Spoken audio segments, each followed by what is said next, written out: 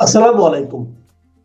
প্রিয় দর্শক, অন্য মঞ্চের আলাপ চাইতায় আপনাদের সকলকে আমন্ত্রণ জানাচ্ছি। প্রশ্ন নম্বর ১, জাতীয় ও আন্তর্জাতিক চাপের মুখে কি পদত্যাগ করতে বাধ্য হবেন মোহাম্মদ ইউনূস?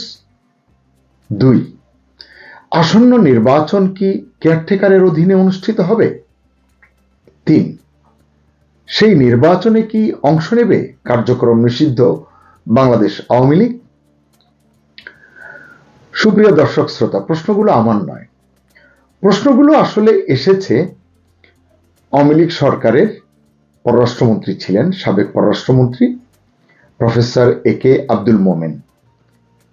তিনি দ্য ডেইলি রিপাবলিকে একটি সাক্ষাৎকার দিয়েছেন এবং তাদের কাগজে তার একটি নিবন্ধ ছাপা হয়েছে। এই দুটো পড়ে আমার এই প্রশ্নগুলো আমি খুঁজে পেয়েছি, এগুলো আপনাদের সঙ্গে শেয়ার করব এবং সাক্ষাৎকারে তিনি কি কি বলেছেন তার মূল বিষয়গুলো আলোচনা করব। যে প্রশ্নগুলো আমি তুললাম, এই প্রশ্নগুলোর উত্তর হিসেবে এক ধরনের রূপরেখাও কিন্তু তিনি তার সাক্ষাৎকারে তিনি তুলে ধরেছেন।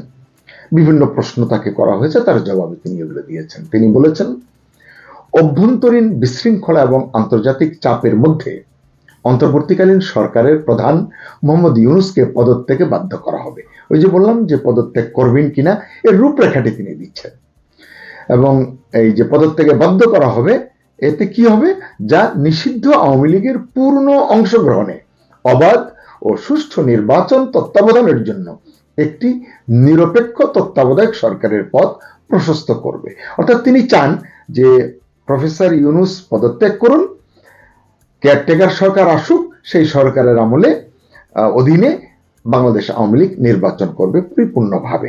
এটি তার চাওয়া প্রত্যাশা, তার জায়গা থেকে তিনি এটি করতেই পারেন। আমরা দেখব যে তিনি আর কি কি বলেছেন। তিনি বলেছেন যে বর্তমান বাংলাদেশে দেশের বৃহত্তম রাজনৈতিক দল আওয়ামী লীগের সাথে যুক্ত ব্যক্তিদের বা হিন্দু সম্প্রদায়ের সদস্যদের যথাযথ প্রক্রিয়া ছাড়াই হুমকি দেওয়া হচ্ছে, আটক করা হচ্ছে, হত্যা করা হচ্ছে। এই অভিযোগ বিভিন্ন জায়গা থেকে উঠছে। এটি প্রফেসর মোমেনও এটি করলেন। অথচ ইউনূস সরকার চরমপন্থীদের বাজ বিচার ছাড়াই মুক্তি দিয়েছে, ফলে দেশ জুড়ে সন্ত্রাস ও কতিপয় জনতার সহিংসতার রাজত্ব, আমার কাছে টার্মটি ভালো লেগেছে, কতিপয় জনতার সহিংসতার রাজত্ব, নিশ্চয় বুঝতে পেরেছেন তিনি মবকে বুঝিয়েছেন, মব সন্ত্রাস, এটি বেড়েছে বলে একে আব্দুল মোমেন দাবি করেছেন বা বলেছেন। জিহাদি চরমপন্থার উত্থান এবং মানবাধিকারের চরম লঙ্ঘন লালন করার জন্য অন্তর্বর্তী সরকারকে স্পষ্টত অভিযুক্ত করেছেন মোমেন। তিনি বলেন, আওয়ামী লীগ সমর্থকদের নিশ্চিহ্ন করার পথ বেছে নিয়েছে অন্তর্বর্তী সরকার, মানে প্রতিহিংসার রাজনীতি মোহাম্মদ ইউনূস করছেন, এটি তিনি বলেছেন। জনাব মোমেন দাবি করেন, যেখানে হাজার হাজার পুলিশ কর্মকর্তা নিহত হয়েছেন, 460টি পুলিশ স্টেশন মানে থানা ধ্বংস করা হয়েছে, আপনারা জানেন কখন হয়েছে এটি, এবং আক্রমণকারীদের শাস্তির বদলে ক্ষতিপূরণ দেওয়া হয়েছে, আবার দায় মুক্তি দেওয়া হয়েছে, এই সরকার দিয়েছে। এসব কারণে আইন প্রয়োগকারী সংস্থার সদস্যরা তাদের মনোবল হারিয়েছেন। এই যে আমরা শুনি যে পুলিশ ঠিকমতো কাজ করছে না, পারছে না, ট্রমাটাইজড হয়ে গেছে, আসলে এর যে সূত্রপাত এটি কিন্তু গত বছরের আগস্টেই সম্পন্ন করেছি কিন্তু আমরা। একে আব্দুল মোমেন বলেন, একজন তরুণ মৌলবাদী প্রকাশ্যে একজন পুলিশ অফিসারকে হত্যা এবং একটি থানা পুড়িয়ে দেওয়ার স্বীকারোক্তি দিয়েছে, তা সত্ত্বেও তাকে ছেড়ে দেওয়া হয়েছে। এ ধরনের সিদ্ধান্ত চরমপন্থীদের উৎসাহিত করে এবং আইনের শাসনকে আরো দুর্বল করে তোলে। আসলে এই ধরনের আলোচনা আমরা করি, অনেকেই করেন, এবং সরকার যে এগুলো করছেন তারাও কিন্তু এগুলো বোঝেন, মানে সরকারের কর্তা ব্যক্তিরা তারাও কিন্তু বোঝেন, কিন্তু তারা তাদের এজেন্ডার বাইরে যাচ্ছেন না, যাবেন না, এটি হচ্ছে তাদের ধনুক ভাঙাপন। এখন সেটি নিয়ে সাধারণ নাগরিক হিসেবে আমরা কি করতে পারি? প্রতিবাদ করা ছাড়া, এটি নিয়ে আওয়াজ তোলা ছাড়া তো আর কিছু করবার নেই।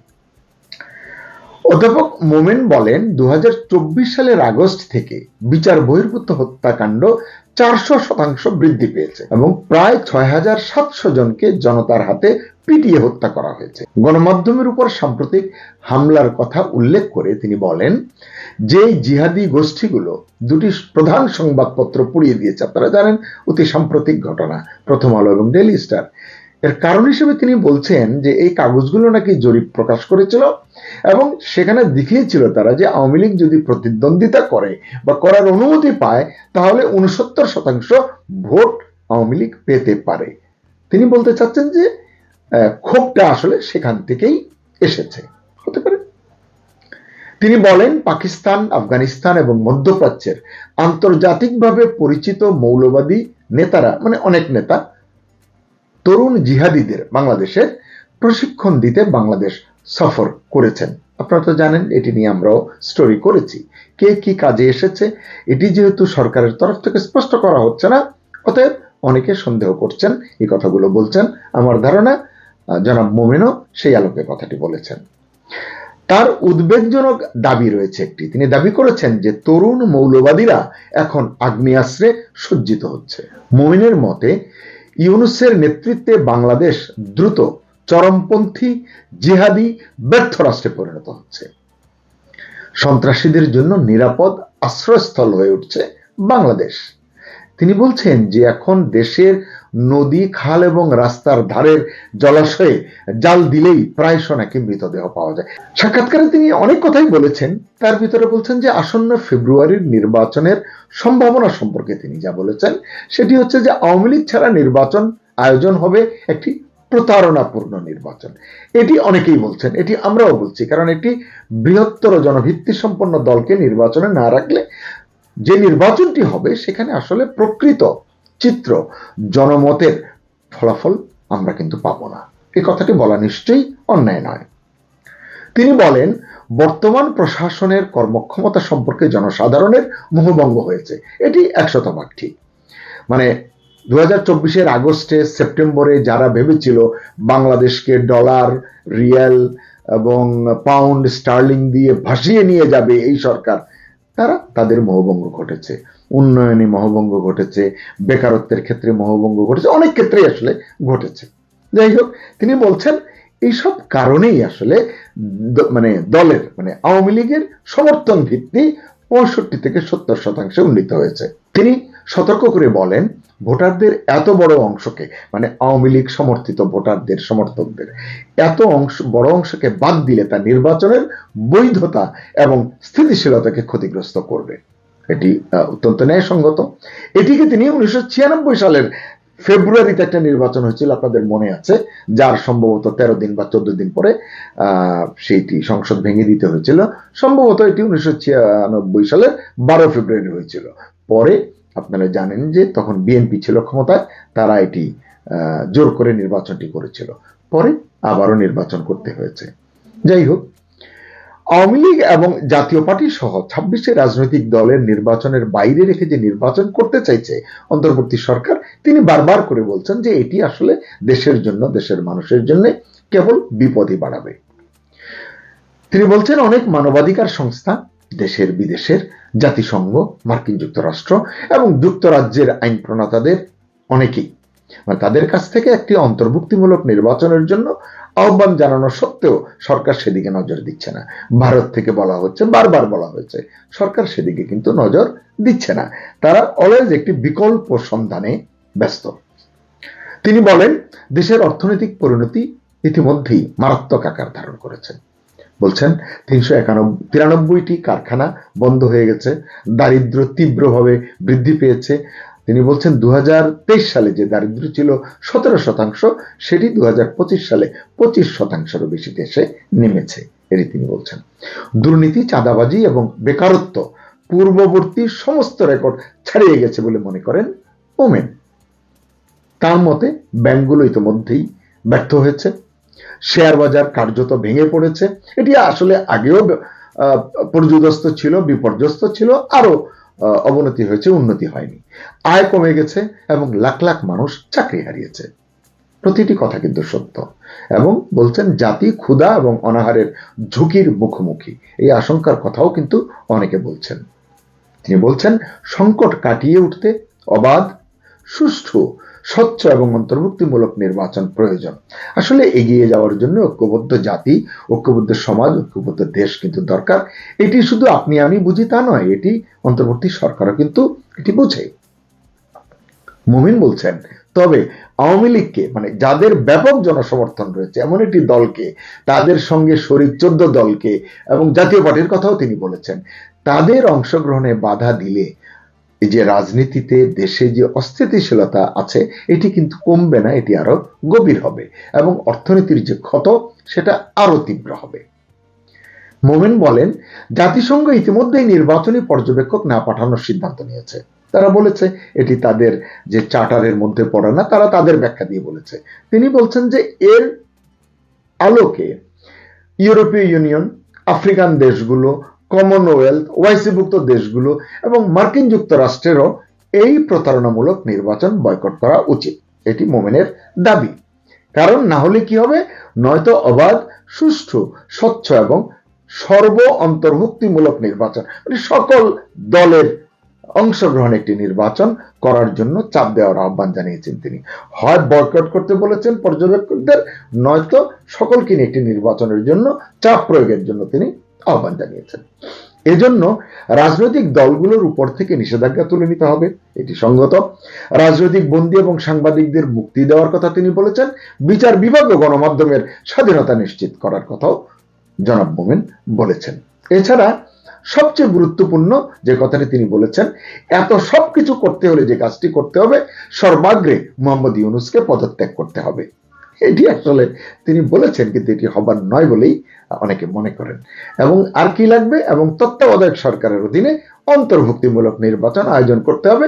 তিনি আরো বলেছেন তত্ত্বাবধায়ক কিভাবে হবে, কতদিনের ভিতরে নির্বাচন হবে, এটি আমি আর ওই আলোচনায় যাচ্ছি না। তিনি বলছেন বিশ্ব নেতাদের উদাসীন থাকা এখন, মানে বর্তমান প্রেক্ষাপটে মোটেই উচিত হচ্ছে না বলে তিনি মন্তব্য করেছেন। তার মতে গুরুতর অন্যায়ের মুখে বিশ্ব বিবেক আর কত নীরব থাকবে, এটি তিনি প্রশ্ন করেছেন। এরকম আরো অনেক বিষয় নিয়ে তিনি কথা বলেছেন।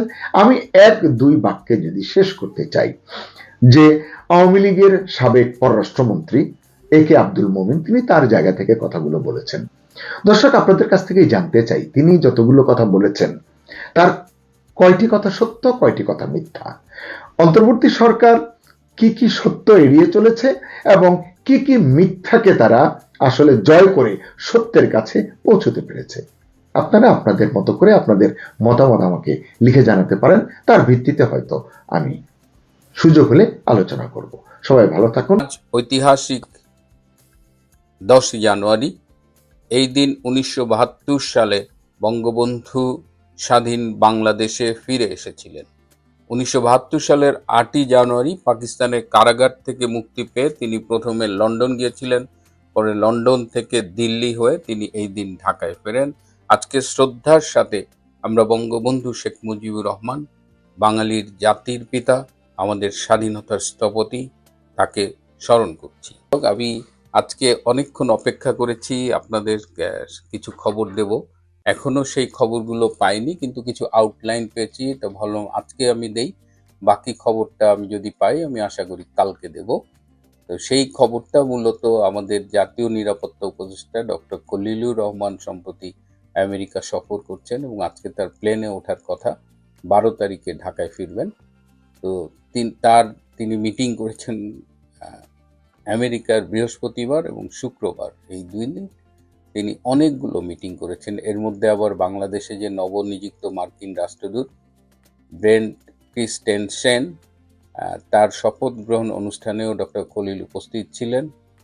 এই মিটিংয়ের, এই সফরের ডিটেলস আমার পাওয়ার কথা, কিছু আমি আগে আপনাদের পরশুদিন হিন্টস দিয়েছিলাম, কিন্তু আজকে আমি যত রাতই হোক আশা করি পাবো। আমি যতটুকু পেয়েছি সেটা নিয়ে আমি একটু কথা বলবো। যে এই মিটিংগুলোতে মূলত ডক্টর খলিলুর রহমান যে মিটিংয়ে যান, এখানে তাকে প্রচুর প্রশ্ন করা হয় এবং তিনি মোটামুটি এক ধরনের একজন আসামির কাঠগড়া যেভাবে দাঁড়ায় সেভাবেই তিনি এই প্রশ্ন উত্তরগুলো দেন।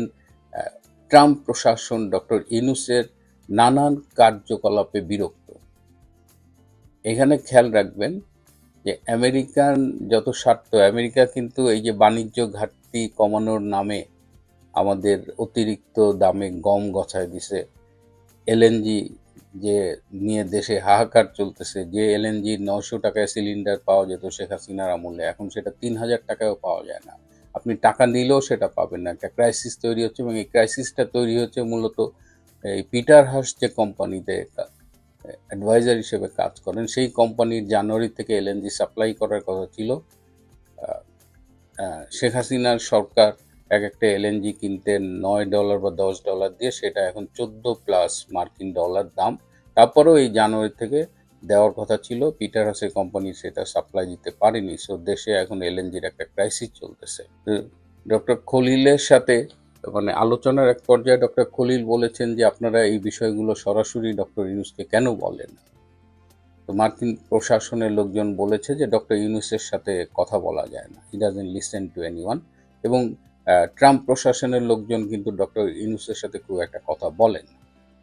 তো যে আলোচনাগুলো হয়েছে, প্রথমত একটা আলোচনা হয়েছে যে গাজায় আপনারা জানেন যে ট্রাম্প একটা প্রস্তাব করেছে যে একটা ইন্টারন্যাশনাল স্ট্যাবিলাইজেশন ফোর্স সেখানে রিক্রুট করা হবে। জাতিসংঘ শান্তিরক্ষা বাহিনী যেমন বিভিন্ন দেশে যায়, কনফ্লিক্ট জোনে যায়, সেরকম ট্রাম্প একটা ফোর্স সেখানে ডিপ্লয় করার জন্য প্রপোজ করেছে। সেই ফোর্সটা কার আন্ডারে থাকবে, সেটা কি জাতিসংঘের আন্ডারে থাকবে নাকি সেটা মার্কিন প্রশাসনের আন্ডারে থাকবে, সেটা কিন্তু এখনো ডিসাইডেড না। সেই ফোর্সে পাকিস্তানকে যোগ দেওয়ার জন্য ট্রাম্প অনুরোধ করেছিল, তো বাংলাদেশকেও যোগ দেওয়ার জন্য বলেছে, এবং পাকিস্তান বাংলাদেশকে অনেকখানি প্রভাবিত করেছে। সো সেই ইন্টারন্যাশনাল স্ট্যাবিলাইজেশন ফোর্সে বাংলাদেশ সেনা সদস্যরা যাবেন। সেই ফোর্সের কাজ কি হবে? স্বভাবতই আইন শৃঙ্খলা রক্ষা কাজ হবে, গাজার যে পুনর্গঠন সেখানে তারা হেল্প করবে, জনগণের জীবনযাপন স্বাভাবিক করার ব্যাপারে তারা হেল্প করবে, সেখানে যেসব সন্ত্রাসী গোষ্ঠীরা আছে তাদের নিরস্ত্রীকরণে কাজ করবে। একটু খোলামেলাভাবে বললে হলো যে এই বাহিনীতে হামাসের বিরুদ্ধেও কাজ করবে বলে আমরা ধারণা করছি, যদিও এদের টার্মস অফ রেফারেন্স, কর্মপরিধি এগুলো এখনো সবই অস্পষ্ট, কিন্তু বাংলাদেশ সেখানে যাচ্ছে। সো বাংলাদেশের এই অংশগ্রহণ নিয়ে মুসলিম বিশ্বে কি প্রতিক্রিয়া হবে সেটা এখনো নিশ্চিত না। সুতরাং এই মুহূর্তে একটা বিতর্কিত পদক্ষেপ নিচ্ছে, এবং সেখানে বাংলাদেশের পক্ষে ডক্টর খলিলকে এটা বলা হয়েছে, খলিল এটা এগ্রি করেছে যে বাংলাদেশ ফোর্স পাঠাবে। ডক্টর খলিলকে তিনি প্রথম দিন বৃহস্পতিবার মূলত ট্যারিফ কমানোর জন্য আলোচনা করছিলেন। তো মার্কিন প্রশাসনের পক্ষ থেকে বলা হয়েছে যে এই মুহূর্তে ট্যারিফ কমানোর সম্ভাবনা খুব কম, but they took a note of it. কিন্তু সেই সময় ডক্টর খলিলের হাতে একটা লিস্ট ধরিয়ে দেওয়া হয়েছে, 5146 জনের একটা লিস্ট। এই বাঙালিরা বর্তমানে আমেরিকায় অবৈধভাবে অবস্থান করছে, এবং এদের খুব তাড়াতাড়ি বাংলাদেশে ফেরত পাঠানো হবে। এই তালিকাটি ডক্টর খলিলের কাছে দেওয়া হয়েছে। ডক্টর খলিলের সাথে মূলত 12টি পয়েন্ট নিয়ে আলোচনা হয়েছে। তার মধ্যে একটা অংশ যে এই যে সেন্ট মার্টিন নিয়ে আমরা অনেক কথা শুনেছি। সেন্ট মার্টিনের একটা অংশ যেটা 0.5 কিলোমিটারের চেয়ে একটু বেশি, সেইটা আমেরিকাকে ব্যবহারের জন্য দেয়া হবে। এবং আপনারা খেয়াল করেছেন যে সম্প্রতি আমাদের পরিবেশ উপদেষ্টা বলেছে সেন্ট মার্টিনের একটা অংশ থাকবে রেস্ট্রিক্টেড জোন, যেখানে সাধারণ মানুষ যেতে পারবে না। ধারণা করা হচ্ছে সেই অংশটাই আমেরিকানদের হাতে তুলে দেওয়া হবে। শুক্রবারে সবচেয়ে গুরুত্বপূর্ণ যে আলোচনাটা হয়েছে সেটা হলো যে বাংলাদেশে যে নির্বাচনটা হবে 12ই ফেব্রুয়ারি, সেই নির্বাচনটা কি ফর্মে হবে। আপনারা ইতিমধ্যেই দেখেছেন যে প্রেস উইংয়ের সুবাদে কিংবা আমেরিকান বাংলাদেশ এম্বাসি আছে সেটার সুবাদে একটা প্রেস রিলিজ আমরা দেখতে পাচ্ছি সামাজিক যোগাযোগ মাধ্যমে। যে প্রেস রিলিজে যে কন্টেন্টগুলো আছে সেটা আমাদের এরশাদের স্বৈরাচারী প্রেস নোটের কথা মনে করিয়ে দেয়। ডক্টর খলিলের সাথে কি আলোচনা হয়েছে, তিনি কি ফেস করেছেন, তার অধিকাংশ বিষয়ের কোনো রিফ্লেকশন নাই, বরং মন গড়া তথ্যে ভরপুর ওই প্রেস রিলিজ। ওই প্রেস রিলিজকে আমরা অবিশ্বাস করতে পারি। ট্রাম্প প্রশাসনের পক্ষ থেকে ইনক্লুসিভ নির্বাচনের জন্য আবারও প্রেসার করা হচ্ছে, এবং এই যে নবনিযুক্ত রাষ্ট্রদূত উনি বাংলাদেশে পথে রওনা দিয়েছেন, হয়তো পৌঁছেও গেছেন কিংবা যাবেন। তিনি বাংলাদেশে এসে বিভিন্ন রাজনৈতিক দলের সাথে মিটিং করবেন। নির্বাচন হবে কি না এটা নিয়ে এখনো অনিশ্চয়তা আছে, এবং ডক্টর ইউনূসের উপদেষ্টা পরিষদও নিশ্চিত না নির্বাচন হবে কি হবে না। আমি যখন এই প্রশ্নের উত্তরটি জানতে চেয়েছি, আমাকে বলা হয়েছে নির্বাচন করার ব্যাপারে যেমন একটা প্রেশার আছে, আবার সবাইকে নিয়ে ইনক্লুসিভ নির্বাচন করার ব্যাপারেও একটা প্রেশার আছে। যদি এটাকে পার্সেন্টেজ করি তাহলে একটা পক্ষ চাইছে যে কোনোভাবেই নির্বাচন করে ফেলা হোক, এই পক্ষটা হয়তো 30%, আর 70% চাইছে যে একটা ইনক্লুসিভ নির্বাচন হোক। সেই অনিশ্চয়তার মধ্যে মার্কিন রাষ্ট্রদূত বাংলাদেশে আসবেন, এবং এছাড়াও আরও কিছু তৎপরতার কথা আমরা শুনছি যে যেহেতু ডক্টর ইউনূস ফেল করছে এই সরকার চালাতে, এবং সে আওয়ামী লীগকে নিয়ে বা ইনক্লুসিভ নির্বাচন করতে চাইছে না, সুতরাং আন্তর্জাতিক একটা মহল এখন চাইছে ডক্টর ইউনূসকে সরিয়ে দিতে, এবং ডক্টর ইউনূস সরে গেলে কে প্রধান উপদেষ্টা হবে সেটা নিয়ে এখন বাংলাদেশে কাজ চলছে। কয়েকজনকে প্রধান উপদেষ্টা হবার জন্য প্রস্তাব দেওয়া হয়েছিল, তারা রাজি হয়নি। এখন একজন অনেক সিনিয়র একজন বুদ্ধিজীবী অর্থনীতিবিদ, তার কথা শোনা যাচ্ছে। আর অনেকেই বলছেন যে ডক্টর খলিল প্রধান উপদেষ্টা হবেন। তো ডক্টর খলিল এই বিষয়টি নাকচ করে দিয়েছেন। তিনি হয়তো পুনর্গঠিত উপদেষ্টা পরিষদের সদস্য হিসেবে থাকবেন, এবং সেই উপদেষ্টা পরিষদে আরো কারা কারা থাকবেন সেগুলো নিয়েও বাংলাদেশে কাজ চলছে। তবে প্রধান উপদেষ্টা হয়তো অন্য কেউ হবে। ডক্টর হোসেইন জিল্লুরের নাম শোনা গিয়েছিল, কিন্তু ডক্টর হোসেইন জিল্লুরের ব্যাপারে কয়েকটি রাজনৈতিক দলের সুস্পষ্ট আপত্তি থাকায় তার নামটিও বাদ গেছে।